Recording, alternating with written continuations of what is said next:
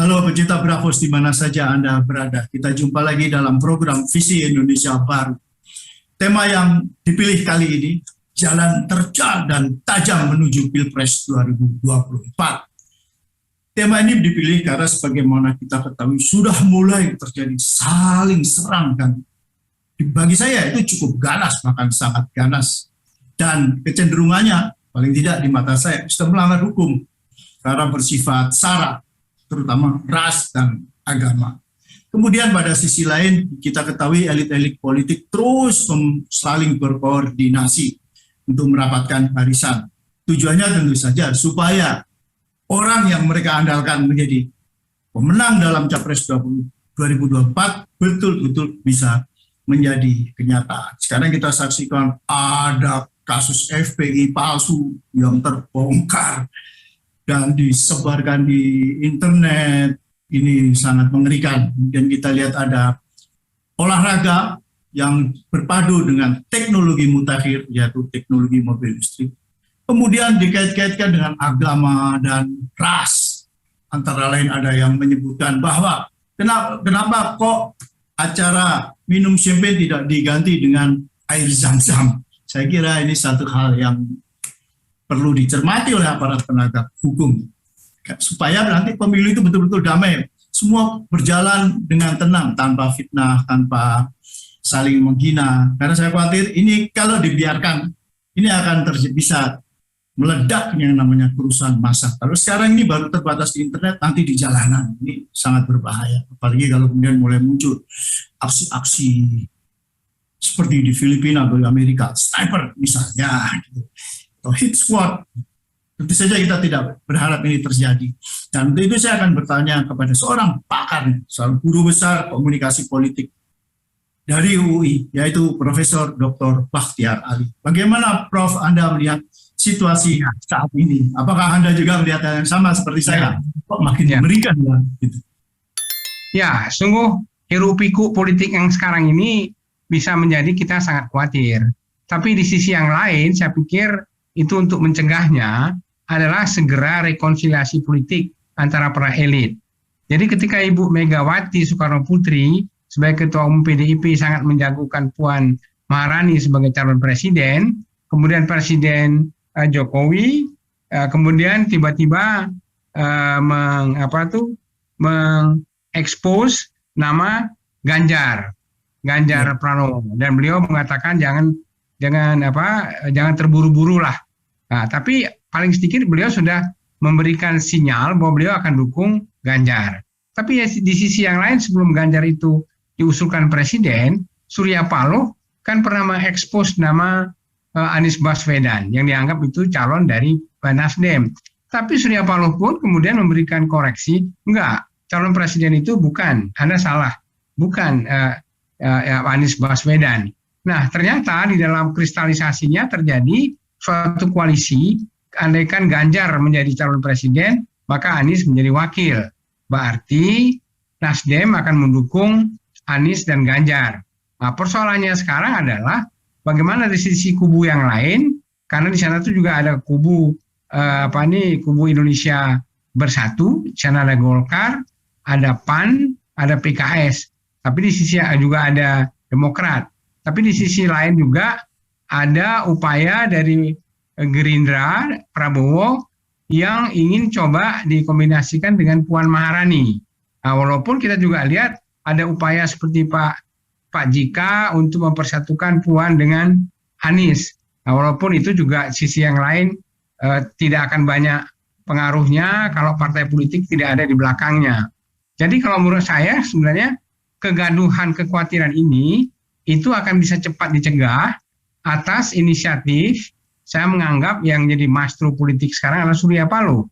Jadi kalau kita lihat manuver Surya Paloh, bertemu dengan Prabowo, bertemu dengan SBY, sudah bicara dengan presiden sendiri.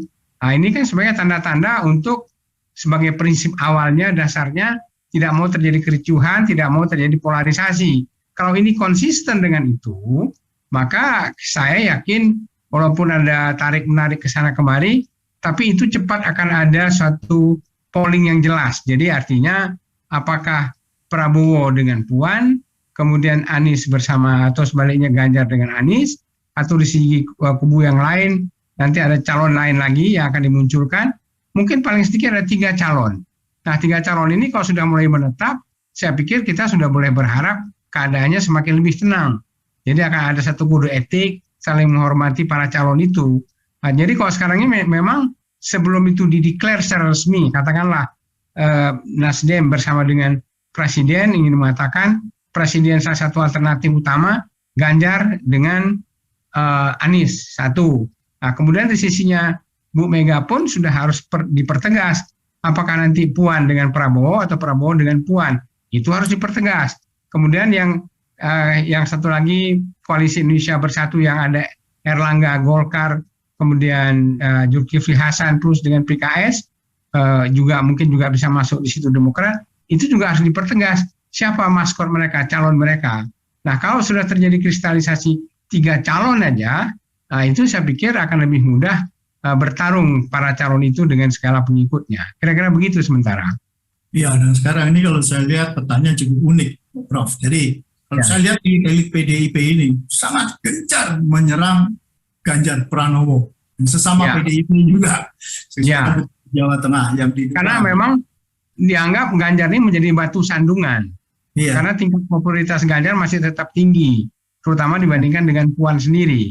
Sesungguhnya di sisi yang lain, kalau Puan bersama Ganjar dimajukan oleh PDIP itu juga sah-sah saja, karena mereka mempunyai persyaratan untuk mengajukan 2 nama ini dalam satu paket tanpa berkoalisi dengan partai yang lain.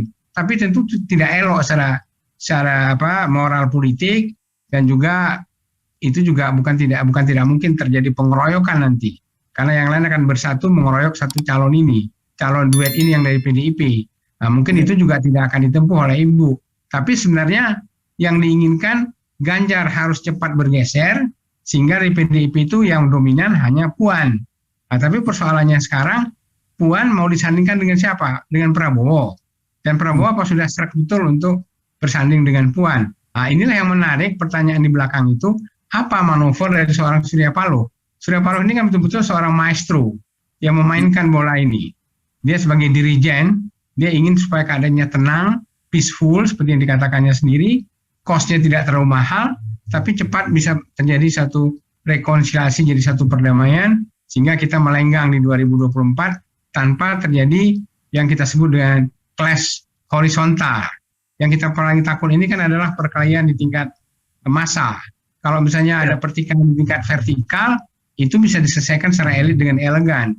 Tapi kalau sampai massa itu sendiri bentrok, wah itu fatal, itu sangat sulit untuk kita kendalikan. Jadi di sini memang semua harus mampu menahan diri untuk akhirnya melakukan diplomasi yang canggih untuk diam-diam mengatakan oke lah, kita win-win solution, Anda pilih ini, saya pilih itu, tapi kita bertarung secara sportif. Saya rasa kondisi ini yang harus diciptakan, dan ini yang hanya bisa lakukan itu termasuk Presiden sendiri Pak Jokowi, kemudian juga Ibu Mega, dan trio ini. Kalau trio ini Surya Paloh bertiga ini bisa berdialog bertiga ini menyelesaikan soal ini, saya pikir selesai persoalannya. Saya menghormati ketua-ketua umum yang lain, tetapi itu efeknya tidak sebesar pengaruh dari tokoh yang saya barusan sebutkan ini. Seorang presiden apapun juga pengaruh, karena Anda jangan lupa di belakang presiden itu juga ada penandang-penandang dana yang juga cukup besar. Ini kan nggak bisa hanya populer, kan harus punya dana. Seorang Ganjar seandainya pun sangat populer, ratingnya tinggi, kalau dia tidak punya logistik, dia tidak berdaya juga. Nah, jadi begitu juga yang lain. Makanya ini ada permainan kalau kita bicara tentang oligarki, ya pemilik modal dia jelas akan bermain. Dan mereka tidak mau rugi, mereka ingin pasti betul calonnya ini menang atau tidak. Karena kompensasinya, ya mereka dapat proyek dan sebagainya. Kemudian dia kembali uang yang dia sudah tanam, tidak mungkin itu gratis. Nah, jadi inilah permainan ini yang saya harapkan bisa diselesaikan dengan piawai oleh seorang Surya Paloh yang bisa mengakomodasi kepentingan-kepentingan ini. Saya pikir beliau ini sudah cukup punya jam terbang, karena beliau sendiri tidak ada beban, kecuali beliau sendiri yang ingin mencalonkan diri jadi presiden. Surya Paloh bilang, saya nggak mau jadi presiden, saya sudah selesai kok dengan diri saya. Nah, tapi beliau tentu sebagai seorang arsitek, Yang kali ini juga kombinasi antara arsitek dengan maestro. Kira-kira begitulah. Ya, dan tapi saya juga melihat adanya bola liar. Bisa saja mereka sebenarnya bekerja untuk salah satu calon tertentu, atau mereka mungkin jangan-jangan ada pihak lain yang sengaja menjadikan kelompok ini sebagai tenaga atau ujung tombak untuk memperkeruh suasana. Saya sendiri nggak tahu tujuannya. Ini misalnya gini, Prof. Misalkan selama ini kita kenal ada kelompok buzzer RP atau yang kebal hukum, tiba-tiba mereka masuk menjadi ganjaris. Dan kalau saya perhatikan di internet statement-statement mereka, itu mereka betul-betul habis-habisan menyerang Anies Baswedan, baik dari sisi ras maupun dari segi agama. Ini dua hal ini padahal kan sangat sensitif kalau di Indonesia dan sangat melanggar hukum. Ini Pak Surya Paloh harus cepat ambil tindakan supaya isu seperti ini tidak lagi dikembangkan, gitu. Karena kalau dikembangkan, waduh, ruwet deh. Ya, saya pikir Pak Surya Paloh sangat sadar itu, karena beliau adalah orang yang paham tentang konstelasi pergerakan di kalangan agamawan, tapi di sisi beliau seorang nasionalis, yang tentu beliau tidak akan main sekedar sambil lalu mengerjakan ini. Ini pasti dikerjakan dengan sungguh-sungguh. Nah, yang menarik sekarang adalah yang tadinya ada kekhawatiran seolah presiden akan memainkan bola liar dengan adanya amandemen. Saya barusan rapat pimpinan MPR menerima delegasi dari badan badan kajian MPR, dan satu lagi Komisi Kajian Ketatanegaraan yang saya salah seorang wakil ketuanya. Nah, dalam rapat itu akhirnya diputuskan bahwa rancangan untuk PPHN atau GBHN baru aja kita bilang begitu, itu tidak melalui amandemen, cukup diselesaikan melalui undang-undang. Berarti sudah lebih ringan. Sebab kalau misalnya melalui amandemen prosesnya panjang, bukan tidak terjadi di situ terbukanya kotak Pandora, jadi itu bisa agendanya lari kemana-mana. Akhirnya sudah diputuskan tidak ada amandemen, kalaupun amandemen yang akan datang.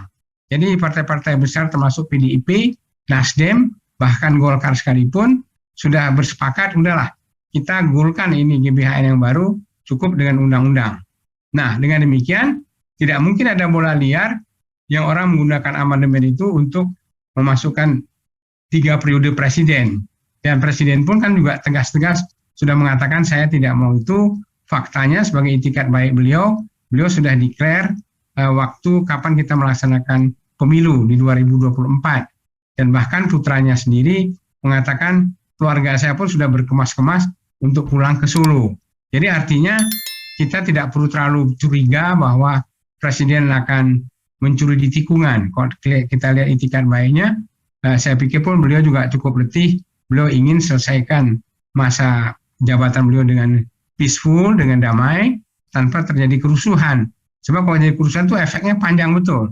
Jadi saya pikir Pak Jokowi pun juga akan meninggalkan satu kesan yang positif, yang terutama yang akan diwariskan kepada penggantinya. Jangan lupa beliau juga punya utang dalam tanda petik yang beliau harus selesaikan, yaitu tentang ibu kota negara. Jadi kalau terjadi krisis, maka itu ibu kota negara itu bisa mangkrak di situ. Dan itu kan sudah cukup letih, apalagi dengan ceritanya Hambalang dan sebagainya itu.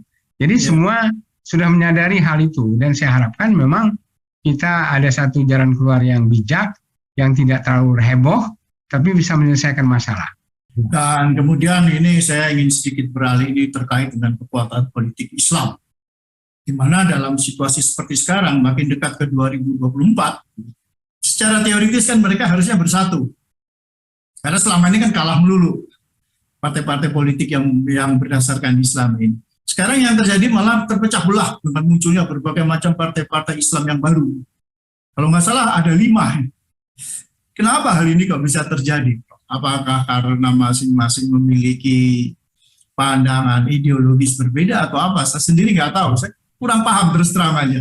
Ya, jadi sebenarnya begini, di dalam perjalanan sejarah politik Indonesia, kalau menjual partai Islam, parole atau simbol-simbol Islam, itu sebenarnya tidak terlalu laris di masa. Jadi masa kita ini cukup kritis. Mereka tahu ya kita suka sama gerakan Islam, tapi kita juga nggak mau dilakukan Islamisasi dalam pengertian sampai kita tidak bisa mengatakan pendapat kita lagi. Nah, yang terjadi sekarang adalah ada kubu-kubu yang muncul. Misalnya Pak Amin Rais dengan partai umatnya, Pak Din Samsudin dengan partai pelitanya, kemudian Pak Yusril kan dengan bulan bintang dan sebagainya pada masa lalu. Nah, ini bahkan kita masuk baru pun juga mau diaktifkan kembali. Sepintas lalu kalau kita hitung di atas kertas, ya idealnya mereka bisa bersatu. Tapi tidak mungkin bersatu karena orang ini sudah muncul sebagai figur yang merupakan harapan dari pengikut-pengikutnya. Jadi karakter beliau mereka yang dominan itu sangat digandrungi oleh pengikutnya dan pengikutnya yakin bahwa kalau itu diteruskan dia akan menang. Walaupun faktanya tidak semudah itu. Seperti tadi Pak Mas Gading katakan, kalau mereka terpecah, misalnya contohnya nih sekarang kekuatan Islam, itu yang paling sangat dirugikan nanti itu adalah PAN. Karena PAN itu kan di situ sumbernya tadinya adalah Pak Amin Rais. Nah, kemudian di situ ya kekuatan Muhammadiyah kita katakanlah, potensi Muhammadiyah itu akan kegerus di sana.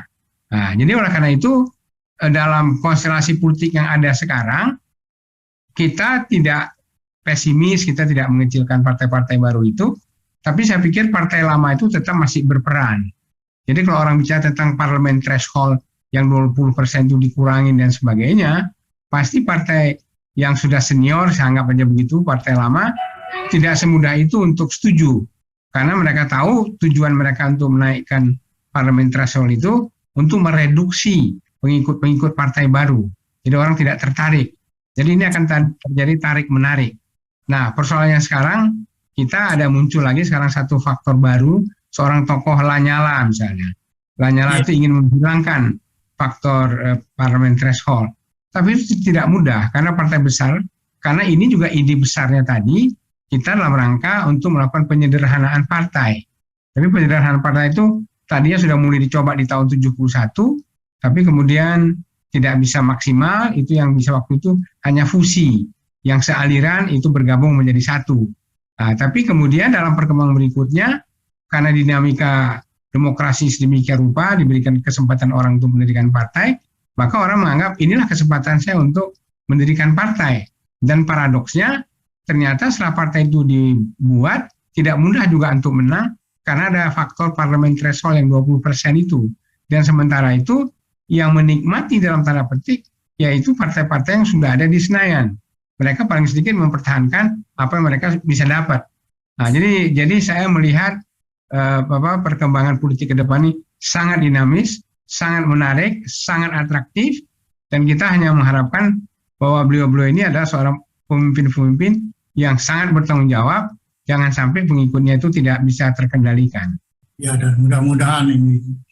Ya. Setidaknya. Ya. Dan ini juga buat beberapa tokoh seperti Pak Prabowo, itu kan juga sesuatu hal yang menarik karena Pak Prabowo ini terakhir ketemu makan siang bersama-sama dengan Pak Surya Paloh. Kita tidak tahu. Nah, semua kalau kita lihat chemistry-nya, kalau Prabowo join sama Puan, paling beliau hanya bisa memberikan pengertian, tapi saya pikir tidak mungkin all out karena ini kan juga merupakan agenda Ibu Mega sendiri. Jadi saya pikir Ibu Mega pun sangat sadar kalau Puan kali ini tidak maju, maka Puan akan kehilangan opportunity untuk 5 tahun ke depan. Jadi sekarang diusahakan gimana caranya Puan untuk bisa maju. Sekarang maju dengan siapa? Ada skenario dijoinkan dengan Anies, ada skenario dijoinkan dengan Puan, bahkan Andika dan sebagainya. Nah, makanya saya bilang ini masih sangat cair dan kita berharap dalam waktu tidak lama lagi ini mesti ada satu pernyataan yang tegas. Misalnya tanggal 15 sampai 17 bulan ini beberapa hari lagi akan ada rapat kerja nasional Partai Nasdem. Di situ akan jelas akan dideklarasikan siapa calon presiden akan datang. Kalau di situ memang Nasdem akhirnya menyatakan calon presiden itu adalah Ganjar Pranowo dengan Anies, berarti kan sudah ada satu kubu yang jelas. Nanti kita lihat bagaimana pertemuan internal koalisi Indonesia Bersatu. Siapa calon yang akan dicalonkan oleh mereka? Jadi paling sedikit ada 2 calon. Kalau sudah ada 2 calon, nah ini semakin menarik. Berarti maksimal paling 3 calon. Tapi untuk mendapat satu calon duet yang dominan, rasa itu akan sangat sulit. Kalau sepintas kita bisa lihat Prabowo, Gerindra bersama PDIP. Itu satu potensi yang cukup besar. Kemudian Nasdem dengan Ganjar yang di belakangnya ada pengaruh presiden. Itu satu hal yang menarik. Nah, kemudian satu lagi adalah yang KIP tadi itu, Koalisi Indonesia Bersatu. Di situ ada Golkar, di situ ada PKS, mungkin juga di situ akan masuk namanya itu PKS plus dengan Demokrat.